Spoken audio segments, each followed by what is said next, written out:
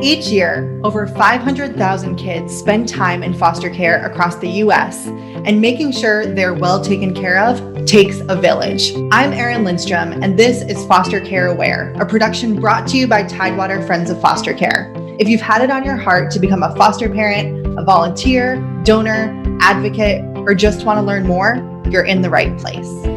This episode of Foster Care Aware is brought to you by Connect with a Wish, a Virginia Beach-based nonprofit that works to connect the wishes and needs of children in foster care with the generosity of our community. By working together, Connect with a Wish provides clothing, birthday packages, holiday events, support groups, and so much more for kids in foster care. Connect with a Wish receives donations of everything from gently used clothing and household items to cake mix, chapstick, as well as monetary contribution, which allows for community members of all economic standings to be able to participate in improving the lives of youth in foster care in our community and creating a ripple effect of foster care awareness. To learn more and get involved, you can check them out on Facebook and/or head to their website, connectwithawish.org.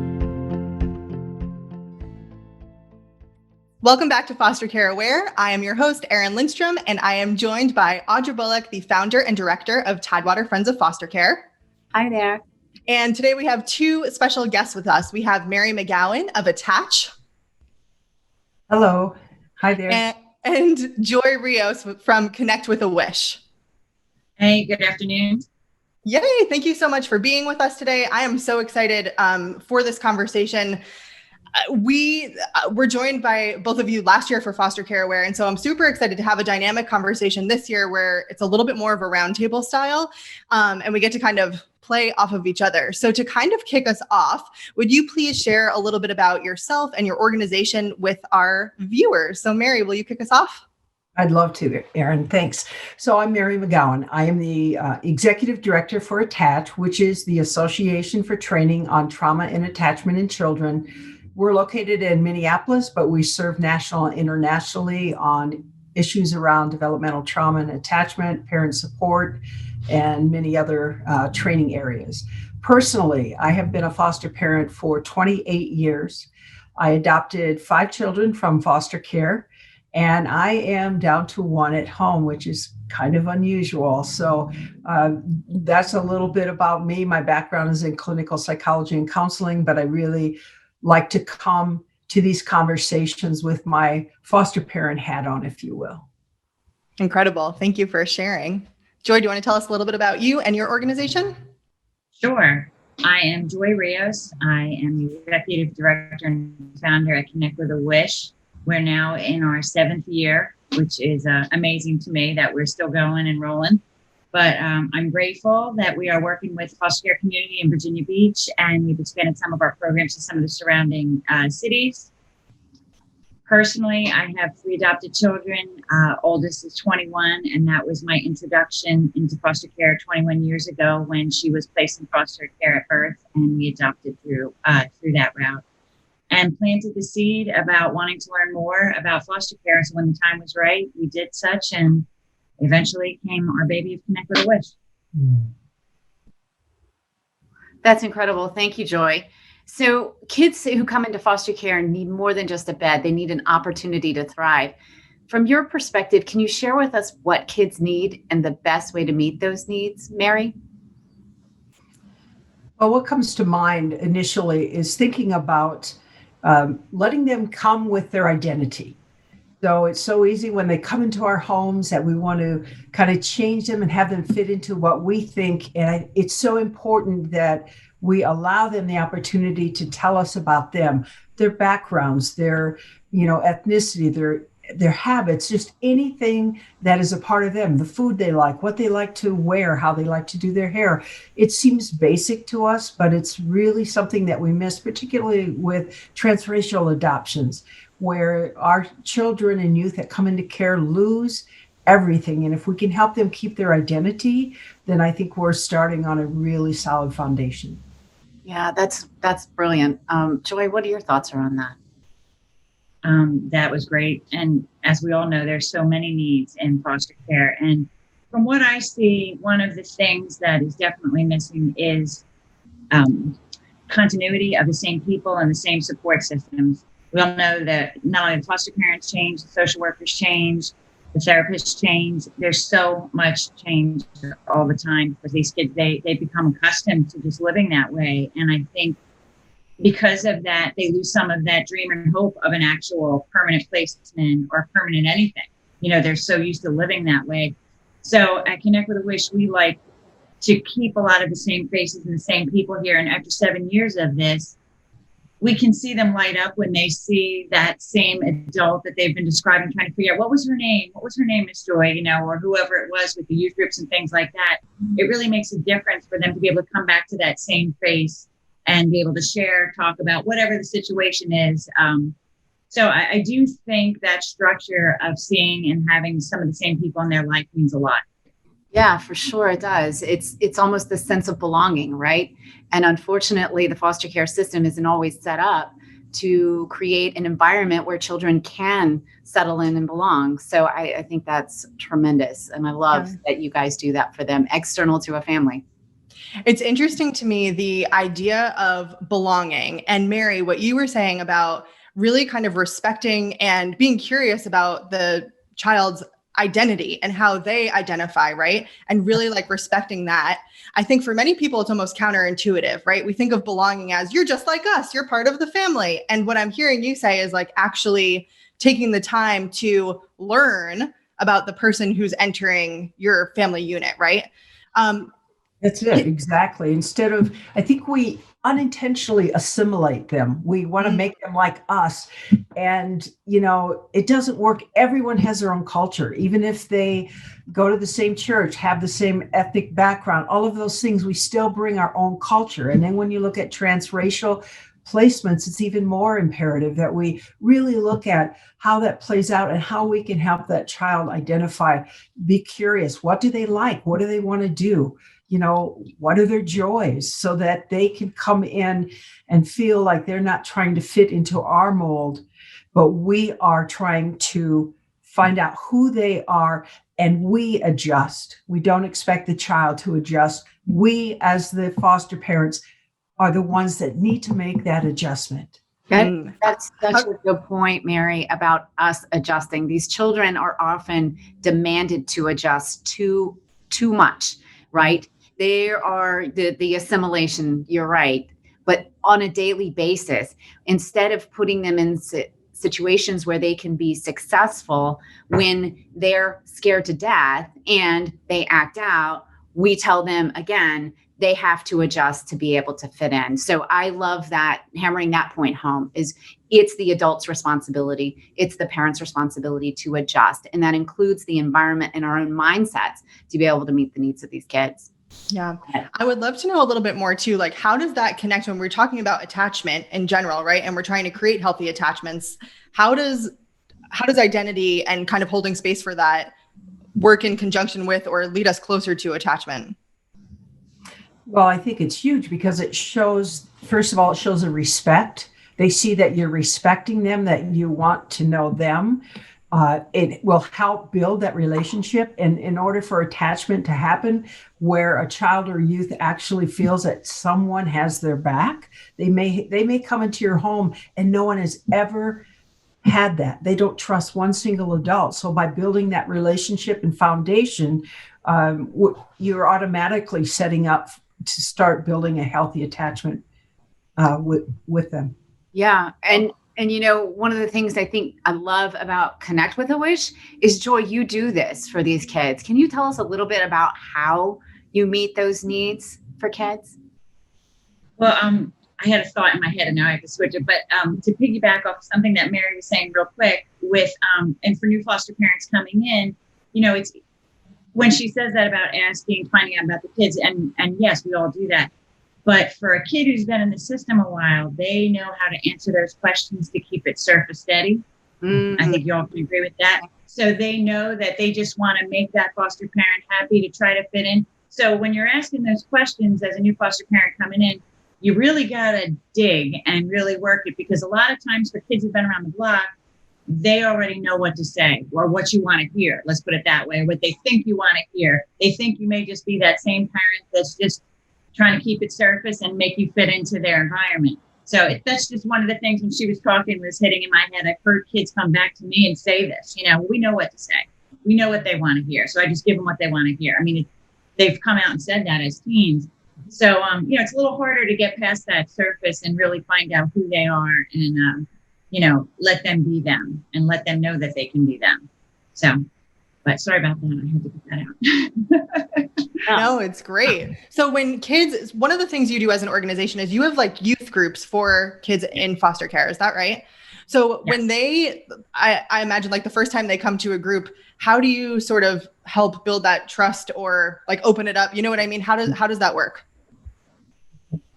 So we just had this discussion earlier today in an interview how the youth groups came about. And years ago, we had a little seminar before youth groups for girls with manners and glamour. We didn't really know what to expect. We were just getting our feet wet with this. And we had about 10 girls, teenagers come in and we watched.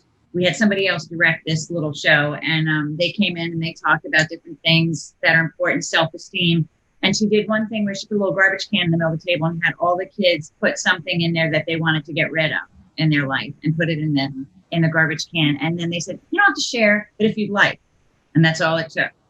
And we watched those girls share their common history, their stories, shed tears, and really bond, because the thing is they don't really get that time with each other outside of independent living meetings, which, they're not going to get private and open up. So we saw after whatever 6 sessions that was, we looked at each other, my vice president and I were like, okay, we see this need. So the girls were, that last day when they were leaving, they were devastated to leave each other. When would we see each other again? They really saw, that commonality in each other and relationship building, because that's what they struggle with from moving so much. So at youth groups, they build relationships and they put a little bit of that wall down because they know who the company that they're around and the population of people in that room. So the youth groups have been, I think, one of the best things that we've done, because even though we don't have, 40 kids at a youth group meeting, that 10 to 20 kids that do show up every month, they are building and learning and growing from month to month without question. Yeah. Wow. Amazing. It's that sense of belonging again. And I can't say it enough. These kids have unique experiences that if you haven't been involved in the foster care system, or you haven't been in the foster care system, let's even say it that way, it's very hard to understand. It's very hard to think about all of the unintended consequences that this system imposes on these kids. For example, I had a friend of mine who is from the foster care system, totally detached from basically anybody who wanted to buy a car, and he can't find anybody to co-sign for him. He's not old enough to, or, still doesn't have the income where a parent would normally do that. He doesn't have anybody. So these kids share those kind of common struggles, and it bonds them. It gives them a sense of camaraderie, I guess, and a space to heal, as long as there are people like you, Joy, and you, Mary, that are accommodating to create that and hold that space for them. So Mary, can you share a story about a time when there was an emotional need that was identified and met, something more deep than just the basics that you were aware of? Right. Well, I think of my own situation as a foster parent, and over the years having placements, and I kind of go all in everything I do. And so I was neglecting my own self-care and not taking care of myself necessarily, but I wasn't aware of that. And I had a placement of a baby, and she was with us 11 months, and they basically said, you'll be adopting her. She's a part of your family. They let us take pictures and things of her in our Christmas cards. And long story short, she ended up being reunited. And I was so, sad and just let down by that situation, and, maybe by the system a little bit. Those words that workers, we hope, don't say anymore. And that is, oh, this is a shoe-in, or, you're that type of thing.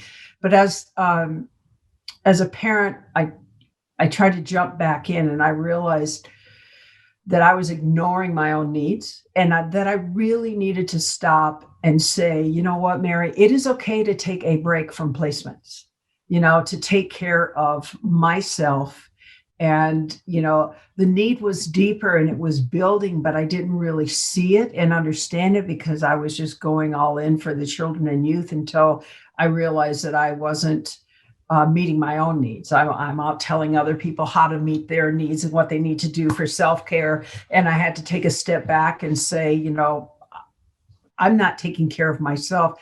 I can no longer tell other people to do it until I start caring for myself. So, I think it's important from day one that you set the groundwork and that that you have to take care of yourself and take time for yourself in order to really be complete and whole and offer children and youth as much as you can give. I love that. And I think it's so important and something that we kind of talk about all the time is this idea of self-care. Would you mind sharing like a strategy that you use or like, what does that mean tangibly for people who may be listening and like, oh yeah, I know I need more of that, but how do next, I do you know what I mean? And then we go back to our to-do list. Like, what does that look like? Well, for me, before as a single parent, when all 5 were home, I couldn't leave. My children were pretty high special needs, and I wasn't able to find people necessarily to come over and watch them all. So I found things within the home, if it's like, if I could have somebody come over for an hour, but, and I go and I take a bath, which sounds so basic, but it is my getaway. It still is to this day. So because I can just become immersed physically and spiritually and really take some time, but still be there. So I would try to do things like that. I would try to do things, when the house was full of children, I used to always play whatever game they wanted to, watch whatever movie they wanted to, have whatever dinner they wanted to have. And so it was like, you know what, it's mom's turn. And they'd be like, what? And it's like, because it's like I'm doing so many things, and a lot of them, to be honest, I wasn't that big on. And so I was doing it, and it was starting to frustrate me. So it's like, you know what? What's something that I want to do? I want to go to a pumpkin patch. I want to go on a hayride. And they're like, really? It's like, yeah, let's go, And so we built that in. It's a little different now that I'm down to 1 teen at home, and I have more flexibility. So I build into my schedule at least every other weekend, and sometimes every weekend, to get together with somebody or go do something. Now that my closest friends, we all have the COVID shot, and we're semi-safe. We still wear a mask and things, but so I build in time. I treat it like an appointment, and I build in that time for myself. I also attend some support groups, so that I am being fed and being around other people that go, oh, I know, can you believe it? And you start sharing. And as you said earlier, Audra, you realize how much you have in common, the children have in common, the parents do as well. So many things when you're isolated and you're not taking care of yourself, it's just too easy to think that, there's nobody else going through what you're going through. So, sometimes it's basic things depending on your situation. And then if you get lucky enough where your youth can, stay home for a couple hours alone, then go do something and have fun and leave everything else checked at the door. Yep. I think that's so important. And it's so interesting too, because when we're talking about connection and really providing for these kids, we're so focused on what are we providing and what are we doing for them? And you just make a brilliant point that is like, what are you doing for yourself so that you have the capacity to do that? And I think that's really thinking like beyond the surface level of just all of the things on the list, and how do we actually make it so we energetically have the room and space to take care of other people. So thank you for that. Joy, I'm wondering, can you share a story with us around, connection and working with youth through Connect with a Wish? Sure. So we work directly with the social workers from the cities on a lot of like our wishes or requests or whatever comes through. It usually comes through them, or if it comes through a foster parent, then we go, back around through a social worker. And on more than one occasion, I can think of where a child not only had the original trauma of what brought them into foster care, but then while in care has another crisis, say a birth parent passed away or but then became incarcerated, and they'll call and they'll be like, we have got to get this child a distraction. So one particular one I can remember is, giving them an activity that they didn't have before. So Taekwondo, something like that. Or we've had some kids go to dance lessons, and we've had contact with foster parents after that who were like, they even out. I think just that attention to be put somewhere else other than themselves and what's happening to them, and giving them an outlet, and actually for the first time learning how to use an outlet. They talk about it in therapy and things like that, but to actually have that has made a big difference in a lot of kids that I've seen. And the other thing was already that I talked about at the youth groups, is where you definitely during a youth group meeting can see a need and can see it almost mend itself amongst the other kids and maybe with the adults in the room.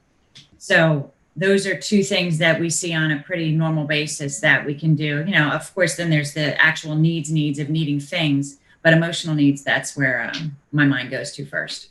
That's really great, Joy. And I like to kind of reiterate to the audience that normalcy and these activities that most kids get to do, our foster youth don't always get to do them. And so having that opportunity to put away the therapy and draw a therapeutic value from Taekwondo, I think is beautiful. And it's hard to measure that. And so it doesn't get a whole lot of support, out there. But I think it is so crucial that these kids have those opportunities, because just like you said, it not only relieves stress, it also puts them in contact with other healthy adult relationships. And that is really important because, it only takes one to change the whole life of a child, is a one healthy adult relationship, but we don't get to pick that. They do. And so we've got to put them in front of all of these different opportunities. Mm-hmm. It's so interesting because as we talk about creating like full lives for kids in foster care, what I'm like hearing throughout this is that it's really about creating space, and like listening seems to be a theme, right? Whether we're creating communities or creating families, all of that is like giving the child space to really show up and be themselves and to meet them there. And I just appreciate that so much, hearing from both of you. So if you are listening, both of these organizations, Attach and Connect with the Wish, are incredible. And I highly suggest you go check them out. To learn more about Connect with the Wish, you can call, if you are local in the 757-337-2657, or visit connectwithawish.org. And Mary's organization, Attach, can be found at attach.org. And their phone number is 612-861-4222. And because it's 2021, everyone's on Facebook. So check them out. Make sure that you do reach out. And there's always just this reminder of this takes a village. And Joy, I appreciate you bringing that community perspective, right? And Mary, you really bringing the home perspective here. And so I just would encourage anyone who's listening to kind of check in with yourself right now and ask, okay, there are different ways I can become a part of the solution here. What does that look like? What is that next step? And go ahead and reach out and make connections, because there are so many incredible people doing the work to make a difference. So thank you so much for being here, and we'll see you in the next episode. Thanks for having us. Thank you so much. And a big thank you for listening. Foster Care Aware is all about getting the word out about how you can support the kids in care in whatever capacity works for you. And Tidewater Friends of Foster Care is here to support you through the journey. To learn more, head over to fostercareaware.org, where you can join our digital community of Friends of Foster Care and learn more about how you can provide a birthday or holiday gift for a child in care as one of our gift sponsors, stay in the know about upcoming trainings, and help meet the needs of current foster parents and youth as they arise. Whether you want to be a foster parent, volunteer, donor, or advocate, head on over to fostercareaware.org to learn more.